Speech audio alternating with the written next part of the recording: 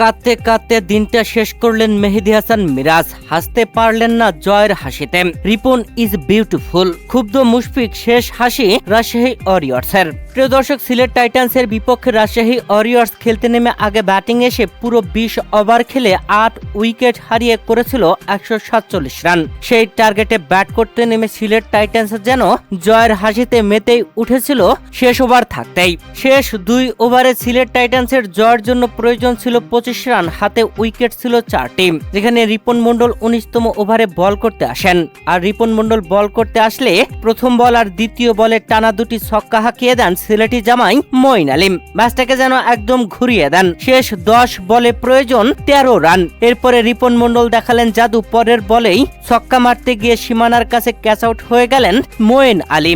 এ সময় ড্রেসিং রুমের দিকে ক্যামেরা ধরতেই দেখা যায় রীতিমতো অসহায় দৃষ্টিতে তাকিয়ে আছেন সিলেট টাইটান্সের অধিনায়ক মেহেদী হাসান মিরাজ। এর পরের বলে 2 রান, তারপরের বল ডট, আর তারপরের বলে নাসুম আহমেদকে আউট করে দেন রিপন মন্ডল। মোটে 14 রান খরচ করে এবারে 2টি উইকেট তুলে নেন রিপন মন্ডল। যদিও প্রথম 2 বলে ম্যাচটাকে খেয়ে হারিয়ে ফেলেছিলেন, তবে তারপরে দারুণভাবে পরপর 2টি উইকেট তুলে নিয়ে ম্যাচটাকে রাজশাহী ওয়ারিয়র্সের ডেরায় নিয়ে আসেন।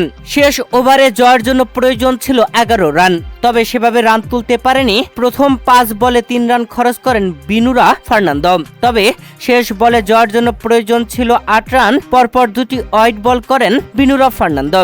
এ সময় বিনুরার উপরেও ক্ষিপ্ত ছিলেন মুশফিকুর রহিম, আর ক্ষুব্ধ হয়ে আম্পায়ারের দিকেও তাকিয়েছিলেন। কেননা প্রথমটা ওয়াইড ছিল, তবে দ্বিতীয়টা ওয়াইড হয় না।